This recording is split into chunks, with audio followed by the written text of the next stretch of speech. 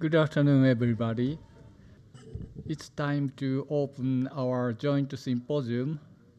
My name is Makoto Hosono, and here's our Professor Lawrence Lowe from WHO side.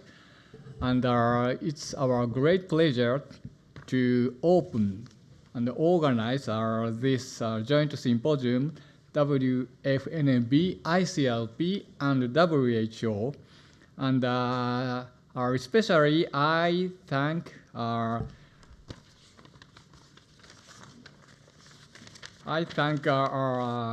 Congress Chair Professor Andrew Scott and Professor Don-Soo Lee from WFNB and Maria Perez from WHO and also all the people who support us to organize this great symposium. And unfortunately, I have to say that Dr. Patricia Bernal, who was supposed to co-chair this session, couldn't attend this meeting because of health condition of her family. So I will serve as co-chair instead, or together with Professor Lawrence Lowe. So before starting the session, I tell you that please ensure your mobile phones are turned to silent during the session, and please check the WFNB app for the latest information because there may be some changes to the program. And in order to receive CME points, you must confirm your participation in each session by capturing the QR code displayed on the screen with the WFNAB 18 app, as you see. So at the beginning, I will introduce Dr. Lawrence Lowe, who will convey our message remarks from WHO. And Dr. Lawrence Lowe is a WHO consultant and has collaborated with others to advance radiation safety and appropriate use of medical imaging over 3 decades. He is a past president of RANZCR and founding chairs of the International Radiology Quality Network and International Commission on Radiological Quality and Safety. So, Dr. Lowe, could you please get started? Thanks very much. Good afternoon. On behalf of the co-sponsors, the World Federation of Nuclear Medicine and Biology, the International Commission on Radiological Protection, and the World Health Organization, we welcome you all to this joint symposium. The WHO's objective is the attainment by all people of the highest possible level of health. Health is a complete state of physical, mental, and social well-being, and not merely the absence of disease or infirmity.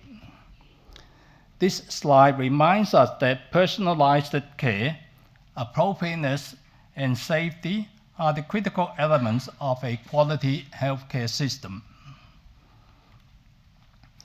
In terms of radiation safety, justification, optimization, and incident minimization underpin radiation safety and radiation protection in medicine, and the international basic safety standards for protection against ionizing radiation and for the safety of radiation sources, in short the BSS, are the global benchmarks on radiation safety.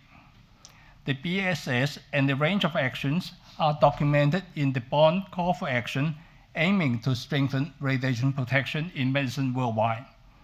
In particular, end-user implementation of the recommendations and the guidance tools is our top priority. And this is being addressed by the co-sponsoring organizations of the BSS. According to the WHO report, the 5 top causes of death from the environment are due to non-communicable diseases. An appropriate use of diagnostic and therapeutic nuclear medicine procedures plays a vital role in optimal NCD management. The WHO is collaborating with the World Federation of Nuclear Medicine and Biology and others to enhance radiation safety, patient care, and more appropriate use of nuclear medicine.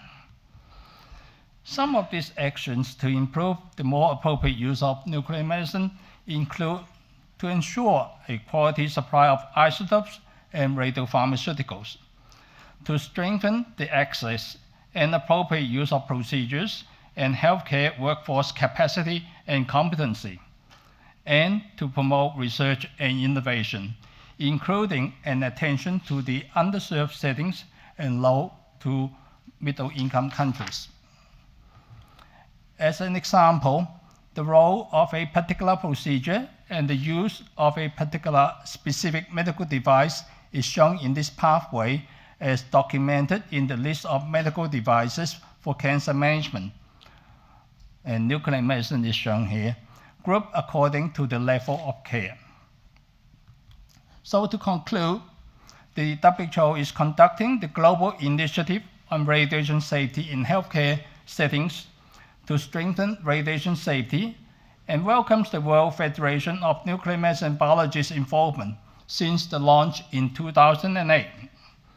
The global initiative currently focuses on the implementation of the Bond Call for Action.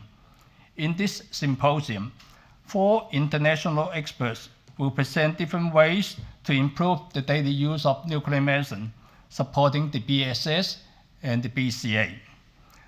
The World Health Organization looks forward to strengthening collaboration with the World Federation of Nuclear Medicine and Biology to enhance radiation safety, patient care, and more appropriate use of nuclear medicine worldwide.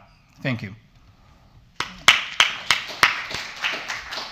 Thank you, Dr. Luo, for your great remarks from WHO.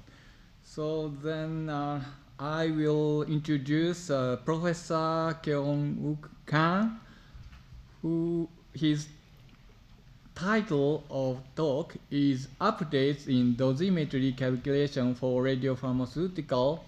And I introduce a brief bio of Professor Kang.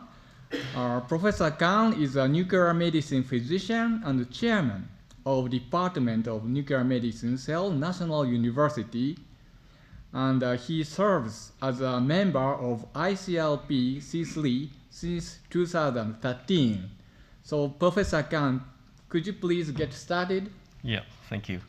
And a year ago, Professor Dong-Soo Lee and the President-elect of the World Federation of Nuclear Medicine Biology is his actually colleague in my department, suggested me and make these sessions and ICLP and the WHO collaborator session. And so I told to the Makoto and the last in the ICLP meeting at Paris, and he is welcome, and so he's very actively organizing and all this, and with Dr. Lawrence Rao, and so thanks for all your effort for having this. And I'd like to talk about more in the dosimetry calculation in the radiopharmaceutical, in the diagnostic nuclear medicine. And the ICLP, we have a task group of 36, and they're working for this for decades. I have no financial disclosure.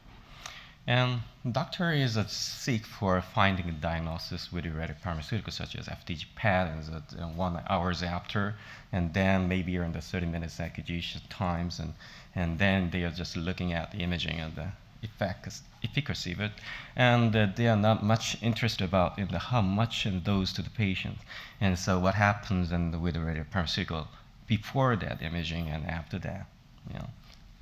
So we are interested, and our test group is interested about that and how much dose to the patient. Why is it important to know what happens in the radiopharmaceutical and to the dose to the patient? Because we have to estimate the observed dose in the different organs and tissues, and some is and the brain is somewhat less susceptible, but in some breast is more susceptible. And we can able to compare different examination techniques and compare with the different modality in the nuclear medicine. And there are also different modality between the radiology procedures and the nuclear medicine procedures. Also, we can achieve the adequate optimization if you know that. So if you're looking at a typical radiation dose of nuclear medicines, and such as a fusion brain SPECT and using the technetium HMPAO, we're in just around the 7 millisievert.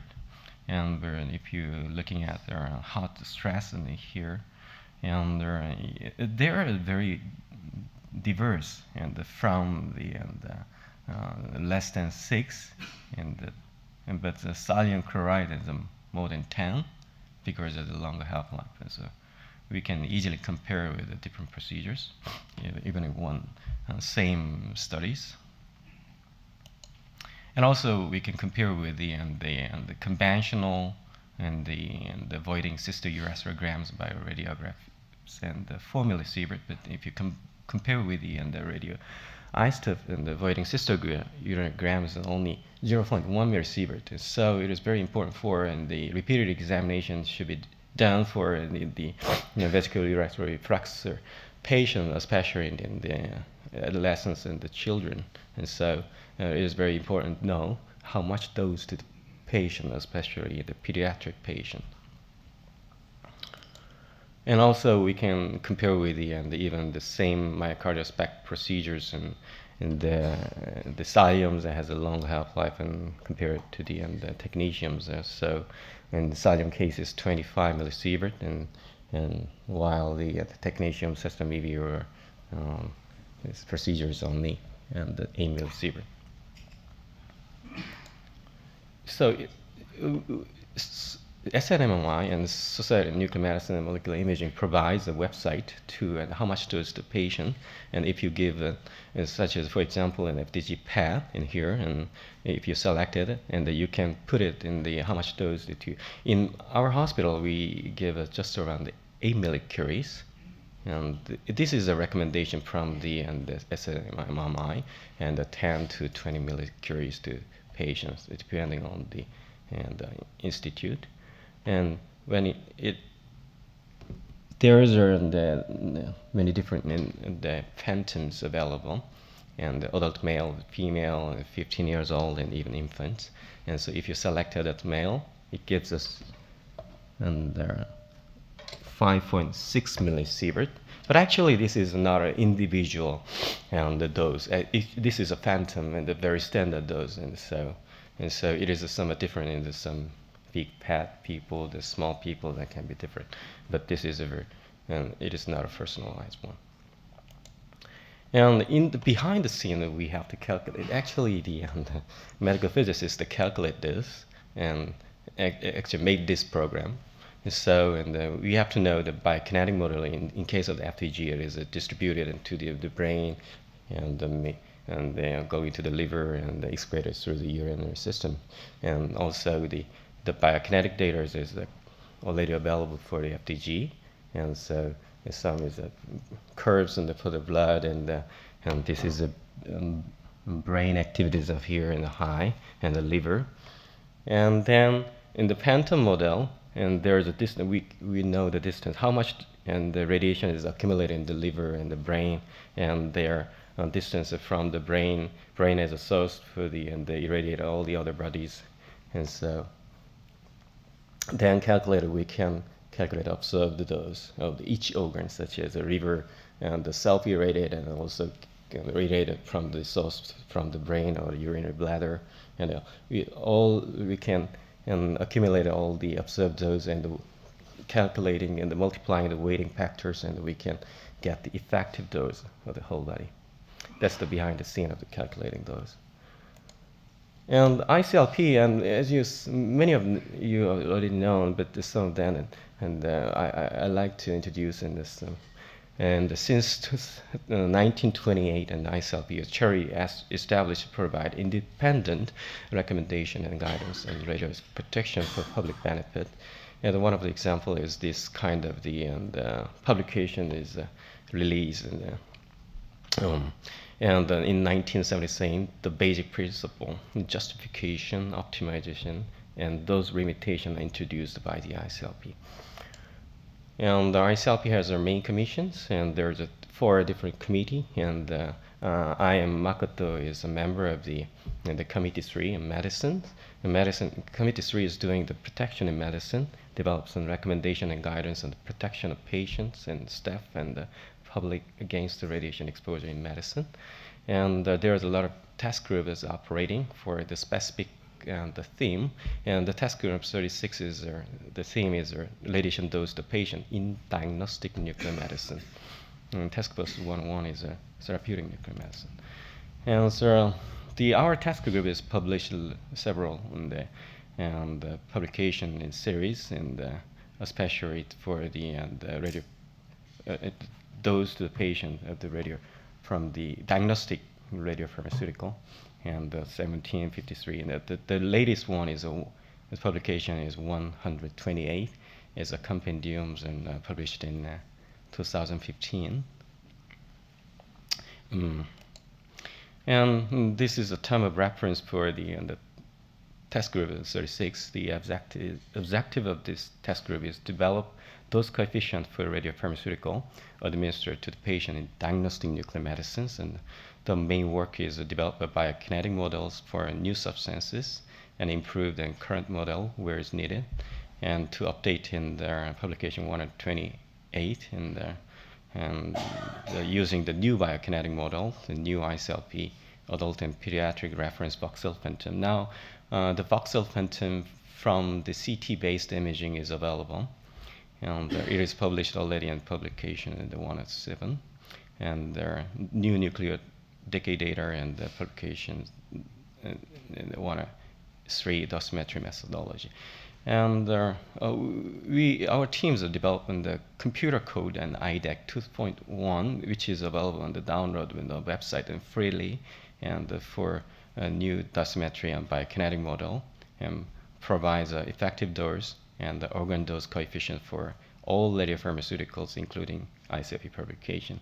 But we want to include more and more and the diagnostic radiopharmaceuticals. So if you suggest the new radiopharmaceutical should be included here, and so please suggest us.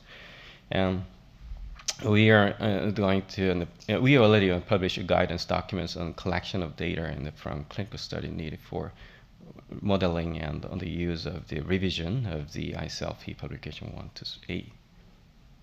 Now these are in the ADAC dose and the 2.1. Original and the ADAC and the 1.0 was introduced in the 1987, and by the Bernard Johansson here and the University of Umeå has developed this. And it is a computational code and for the calculating all the dose and observed dose and as well as effective dose. And so it is available in freely and www.idecdose.org, and it's a new internal dosimetry programs, updated one, and the new specific observed factor values, and the new adult voxel phantom is used. And so previously, until the publication 128 and published in the 2015, we used this Christie Ackerman phantom in the stylized and the geometric phantoms, and they had the 25 source organs and target organs. But we adopted new ICLP voxel phantoms, and in this ADEX 2.1 software, and it includes an 83 source regions, and also the increase in number of the target tissues. And also we considering the blood vessels and as an organ, because then the new phantom is available. And also in this software, and we use a new specific observed fraction, the nuclear decay data, and their effective dose. And the organ and those weighting factors is somewhat updated in the publication 103, and so it is updated. If you compare with the existing in the ICLP publication 128, this is one of the examples for the FCG sections, and there's a lot of the different kind of organs in here, and finally you can see the effective dose over here. But new software, this is the same data as our IDEC software and the 1.0 original one, but new software and using the different phantom, voxel phantom, as well as different weighting factors and new one, and so it is somewhat different. So if you're looking, I just did the download yesterday, and so I operating this one and put it the number of the 8 millicuries of actually here, and then it is coming out the effective dose, and here in the 4.8, and the previous one is a more dose, and from the SMMI, and tell us about, and if you give us 8 millicuries and 5.6 millisieverts, but this is somewhat less than that one, maybe around the 20%. Yeah, so new and the voxel phantom. And for the further plans, and we are going to publish a new update of the existing publication until 2020, and also, and we are going to develop the electronic radiopharmaceutical dose viewer like SMMI, and will be going on the website in the 2020, and we make some guidance documents and the collection of data and the clinical study needed for modeling in this year, and we are going to use the revision of the publication, the revise on the 2020. And so we are going to continuously publication of the model dose contribution for new radiopharmaceutical on the website before the publishing on the Sega, the publisher companies. And so we are regularly updating, and even before the new publication is coming out. And these are our task group meeting as guided by the chair and the Dr. Augusta Giugiani and the Germany. And many of them is our medical physicists, and the 2 people are me, and where is it? She is.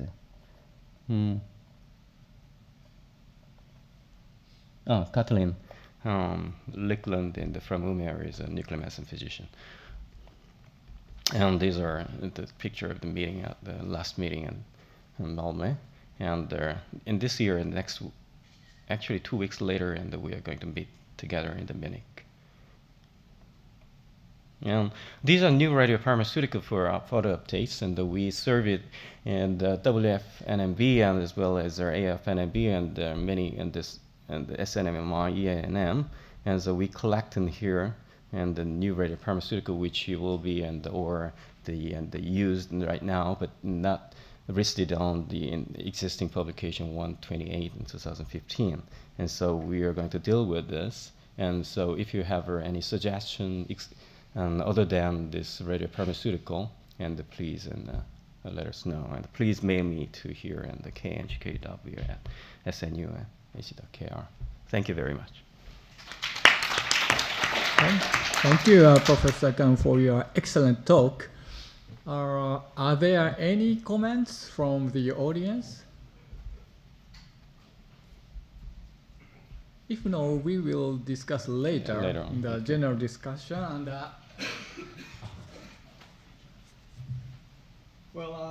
I will hand you the certificate of appreciation.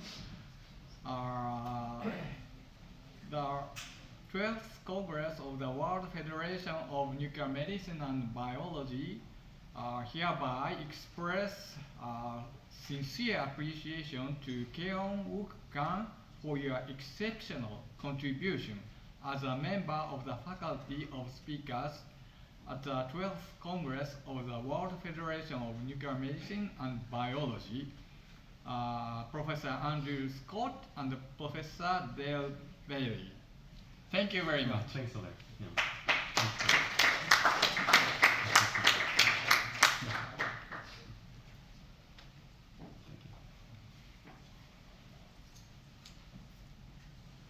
So we will move on to the next talk by Professor Seigo Kinuya.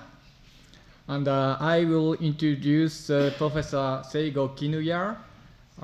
He is the chair of Department of Nuclear Medicine, Kanazawa University, and he is one of the great leaders of Japanese Society of Nuclear Medicine, and he will serve as the Congress Chair of World Federation of Nuclear Medicine and Biology 2022 in Kyoto and Kanazawa. And the title of his talk is Benefit Risk Estimation and Radiological Protection in Special Groups. So Professor Kinuya, could you please get started? Thank you very much, Professor Hosono, for kind introduction to me. Probably my talk do not contain anything new. I mean, my talk will be the things about what we must know in daily practice of nuclear medicine. So the topic I was produced to deliver to you is the nuclear medicine practice safety for the children, young women, and the fetus. I'm sorry, I had a flu and I had a sore throat now, so probably you have a trouble to listen to me. I'm sorry for that. As already the Professor Khan showed us that we need to know the justification, optimization, and implementation of these quality criteria. And then the key concept is this one, ALARA. Probably all of you know here about that. And then justification means the imaging procedures is necessarily needed to any patients or kids or women. So we have to think about if this procedure is needed for this particular lady or kids or young people who will be pregnant. So probably this is a key concept to have radio diagnostic procedures in any countries. And then this is another key concept that up to 100 milligray to the fetus, there will be nothing. I mean, nothing will happen until 100 milligray. So probably all of you know that all of the procedures in nuclear medicine will never exceed this limit of 100 milligray. So that frankly speaking, nuclear medicine practice is quite safe for every patient. However, we have to think about possible misconduct. I'll show you misconduct which happened in Japan a few years ago. It was a terrible case. Anyway, as I told you, nuclear medicine practice gives only few milligray to the pregnant women or fetus. So it is quite safe. And then even FDG PET gives only, let's say, 4 milligray to the uterus. So the uterus radiation dose is just equivalent to the fetus dose. And then these are very recent papers appearing in European Journal. All of them are regarding the fetal radiation dose. And then this is a paper in Journal of Nuclear Medicine this year. So this paper clearly showed us that the fetal dose with FDG is just close to 4 milligrams. So this means we can safely perform FDG PET study if we need it. And then, however, we have to think about the reduction of the radiation dose. But for that sake, we can ask ladies, pregnant women, to have water to excrete FDG quickly, and then we want to ask to these ladies to go to the restroom frequently to avoid radiation from urinary bladder to fetus. And then another issue is the breastfeeding women. This is a kind of critical point for the daily nuclear medicine practice. So, if the ladies feeding milk to the children, this is a very kind of let's say difficult issue. I mean, after 131 therapy delivers quite big radiation dose to kids if we have no consideration to avoid radiations. So in case of after 131 therapies, we have to ask women to quit feeding breast milk. And then in case of long half-life radionuclides, we have to ask women to cease feeding for 3 weeks, and for technetium, only a few hours is good enough. And in some particular case of technetium compound, we have to ask women to quit feeding for 12 hours. And then probably FDG is secreted in breast milk. And then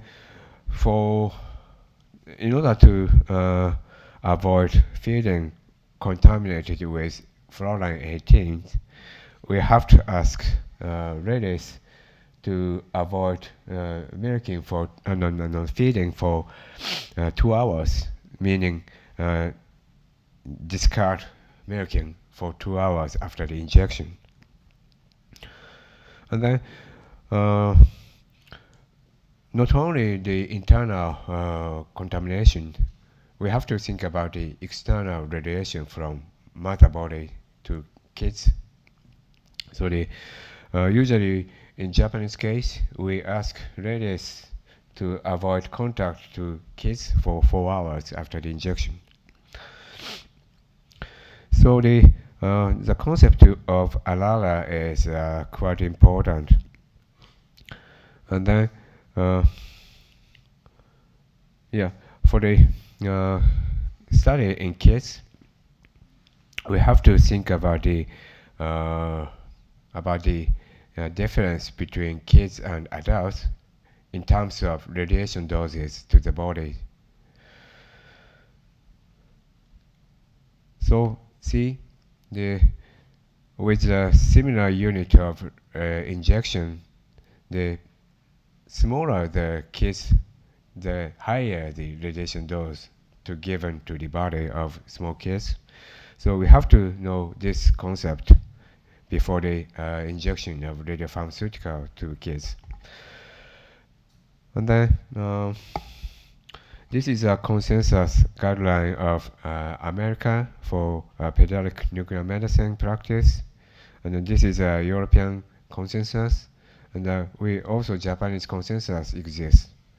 And then this is a homepage of SNMMI, which has already shown by Professor Khan. This is a quite useful tool in order to know the optimum dose of radiopharmaceutical to kids for any kind of radiopharmaceuticals. And this is a terrible case of misconduct in kids' nuclear medicine practice. It happened 7 years ago in Japan. In this case, see, this hospital used this much of technetium DMSA for renal studies, and then terribly enough, nuclear medicine physicians were not involved to determine the dose of DMSA. So who determined it? Technologists determined the dosage. And then for the technologists to get a clear image of kids, the shorter acquisition time is better for them. So they set the dose of technetium DMSA as 1 gigabecquerel, and then they actually injected this amount into 84 children, and then Dr. Ono here in this conference set has some kind of survey for this incidence, and then it's very sad that that technologist committed suicide after this incident. So this kind of incidents should never occur in worldwide. So we have to keep this in mind in order to avoid this kind of misconduction in nuclear medicine practice. So the preconception irradiation, it is not been shown to result in increased risk of cancer or malformation in children. Now, this is a pretty important message from the ICRP. And then some papers show that the ovarian function will never hampered by the nuclear medicine practice, even with the ablation dose of thyroid cancers. So this dose is close to 30 millicurie of iodine-131. So even with this high level of radiation, it will never cause the trouble in future pregnancy. And then with Graves' disease, so the dose of iodine-131 is much less than the ablation dose for thyroid cancers. Of course, it's safe. There's nothing happen for the future pregnancy. And this is a pretty tough question for us. Usually, the ICRP recommendation or any kind of authorization recommendations says or use LNT, linear non-threshold theories for the protection of patients or public. However, scientists of United States raise objection to LNT. Did you see this paper appearing in Journal of Nuclear Medicine? I forgot it. Oh yeah, just published February this year. So I think now it's time to review the LNT theories, if it is correct or not. And then once we got truth about the low radiation exposures, and then we can confirm the safety of nuclear medicine practice again. So I think it's time to review LNT theories in nuclear medicine practice. Thank you very much for your attention, and we are welcoming you, all of you, to Kyoto in 2022. Thank you very much for your attention.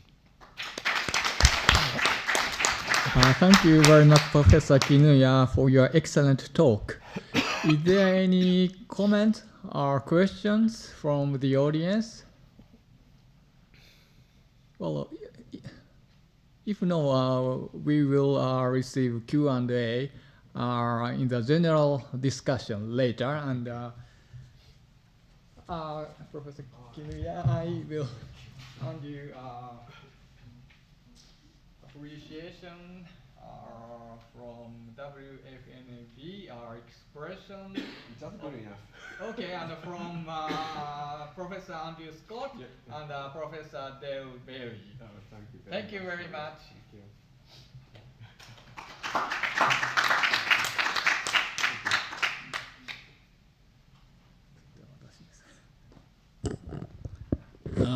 This brings us to the third talk, which will be by Professor Makoto Onsono on individualized treatment planning in radionuclide therapy.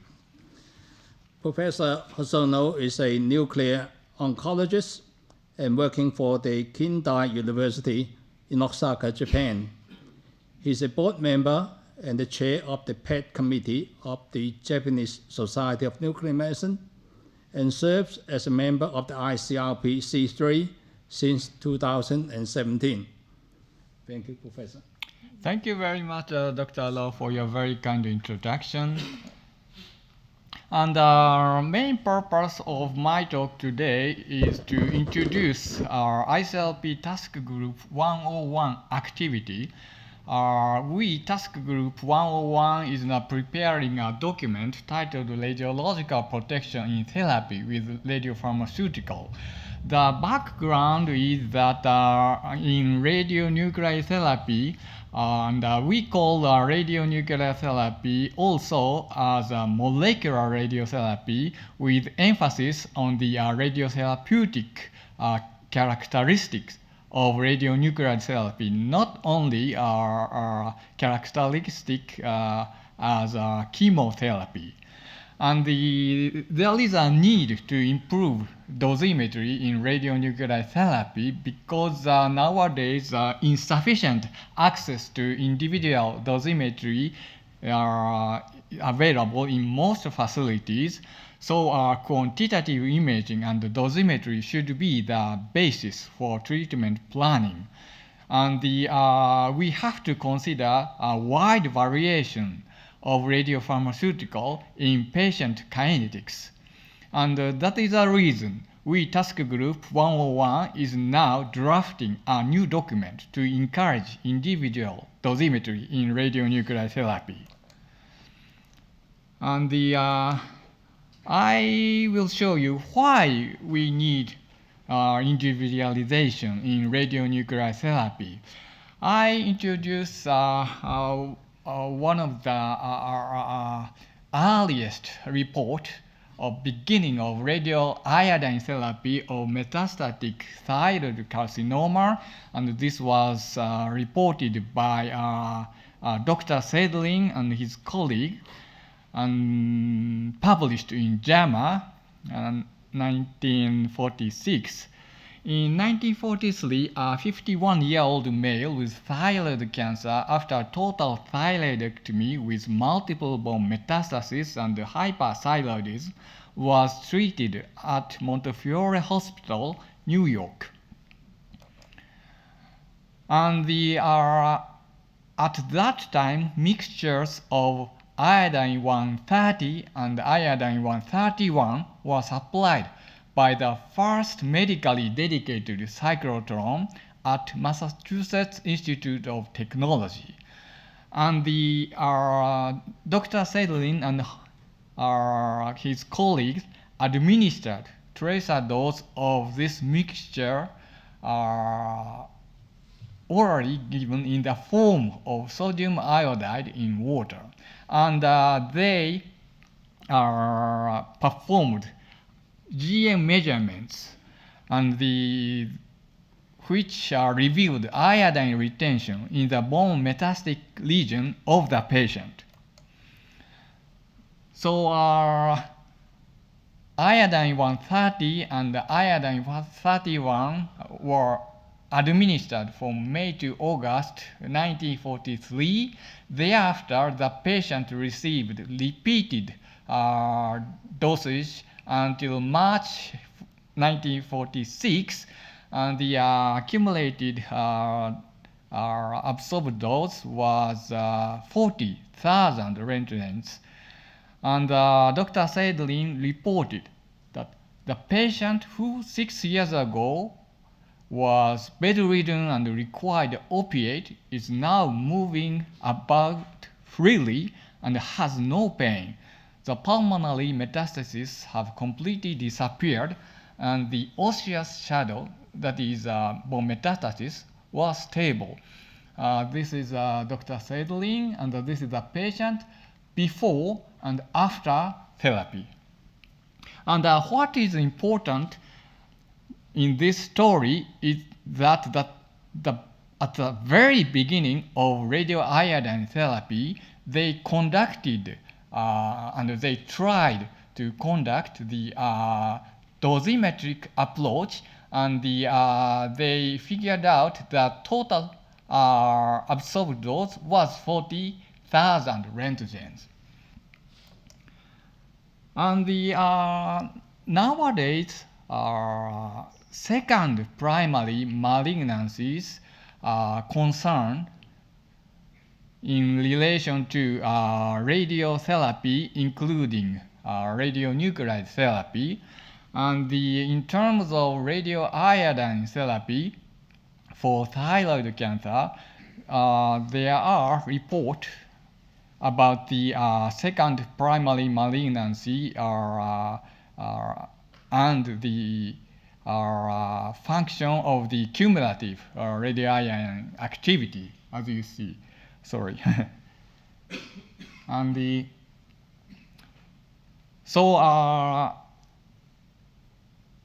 because of these findings, now some researchers are thinking that we must optimize the dosage of radioiodine therapy, at least for the patient with low risk of thyroid cancer recurrence.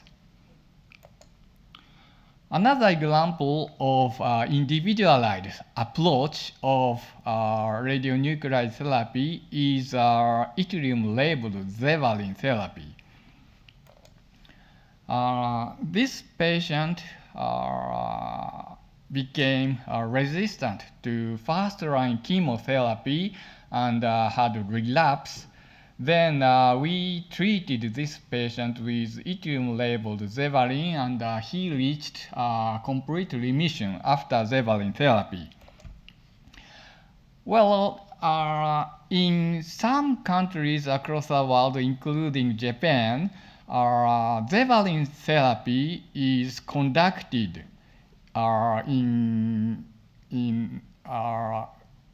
with the imaging part conducted by indium zevalin, and we see appropriate biodistribution or altered biodistribution on the indium-labeled zevalin image. This is the example of altered biodistribution. You see increased bone marrow accumulation on this patient.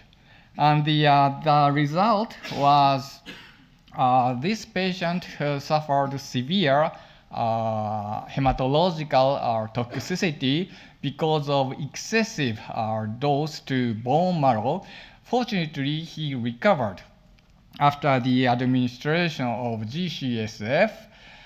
This is the case during the very early stage of introduction of zevalin into our country. Nowadays, we do not absolutely administer yttrium zevalin when such altered biodistribution is observed.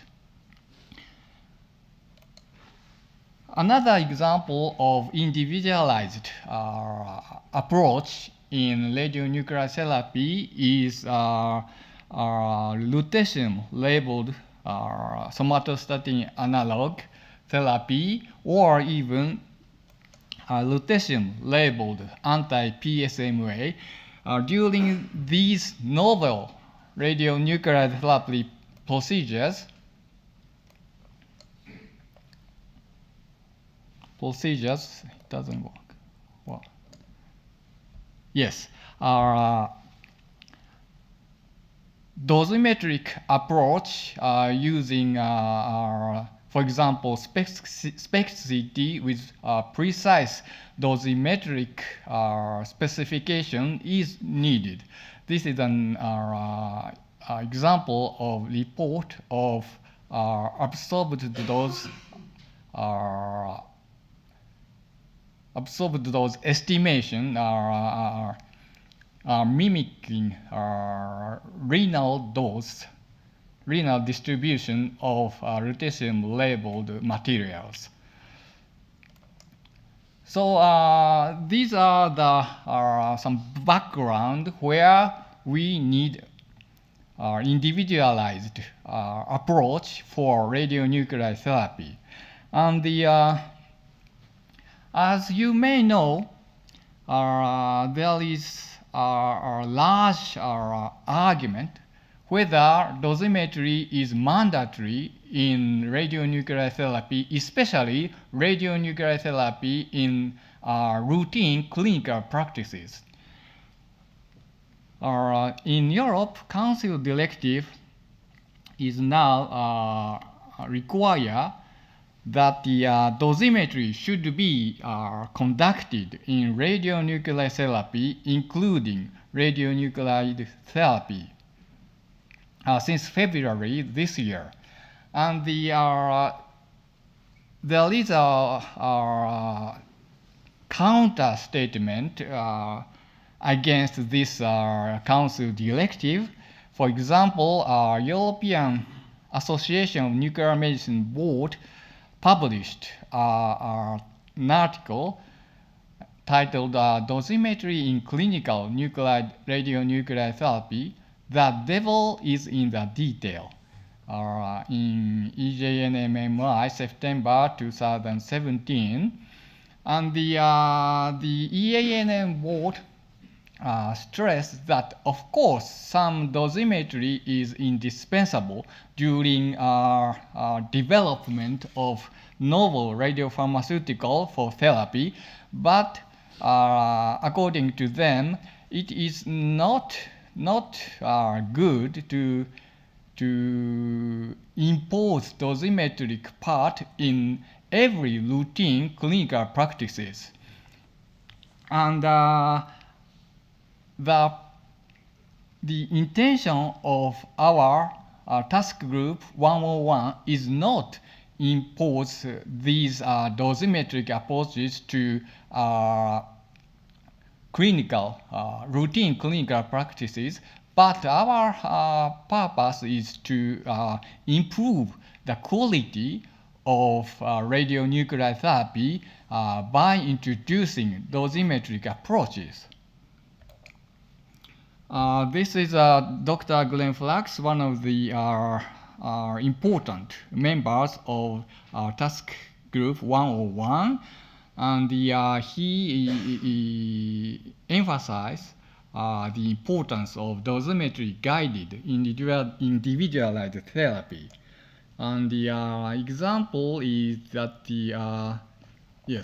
of course, radium-223 is an alpha emitter radionuclide, but it also emits gamma ray and characteristic X-ray, which are detectable by standard gamma camera. So Dr. Glenn Flax tried to perform dosimetric studies in several patients who received radium-223. And these are quantitative images from patients received radium-223. And this is one of the results by Dr. Glenn Flax showing the bone marrow absorbed dose. And according to Glenn Flax, personalized treatment with functional imaging in case of radium-223 will be the future direction. He claimed that on the basis of bone imaging with usual bone scan or PET image or even radium-223 image will guide the personalized approach of conducting radium-223 therapy. And I will introduce our task group 101 activities. Well, this picture was taken at the time of ICLP meetings in last October, and this is Professor Khan, and the members of Task Group 101 are Professor Yonekura and Professor Matson as co-chairs, and this task group is in collaboration with task group Committee 3 and Committee 2. And the initial proposal of the task group at that time, it was a working party was made in October 2011. And the working party was promoted to task group in February 2016, and the task group crafted a draft, and we got our Committee 3 approval in October 2017, and now our main commission is discussing, and the critical review is now going on. The key issues of the task group 101 document is improving dosimetry in individual patient. So we emphasize physical and biological aspects of radionuclide therapy, and we have to have a precise dosimetry in target, that is tumor and normal healthy tissue. And one of the main point is that to improve quality of therapy with radiopharmaceuticals, we have to learn something from external radiotherapy, especially, for example, IMRT, the precise external beam radiotherapy. And we will need a systematic approach for treatment planning, monitoring the effect, and archiving the data. And of course, we have to consider the protection of workers and public. So in summary, dosimetry-guided individualized approach is a trend towards the next decades to maximize efficacy and minimize risk in radionuclide therapy. Our ICLP Task Group 101 is preparing a new publication on radionuclide therapy, which is supposed to be published this year. And I acknowledge our Task Group 101 members, and I have an announcement that during Society of Nuclear Medicine Molecular Imaging annual meeting, we will have our continuing education 73 titled Radiological Protection in Therapy with Radiopharmaceuticals Prospects from ICLP Task Group 101. The date will be Tuesday, June 26. Thank you very much for your attention. Thank you very much, Professor Osono. Any comments, questions from the floor? If not, we can leave this for further discussion during Q&A time. In the meantime, it gives me great pleasure on behalf of the organizers to present to you this certificate of acknowledgement, appreciation for your contribution to this session. Thank you very much.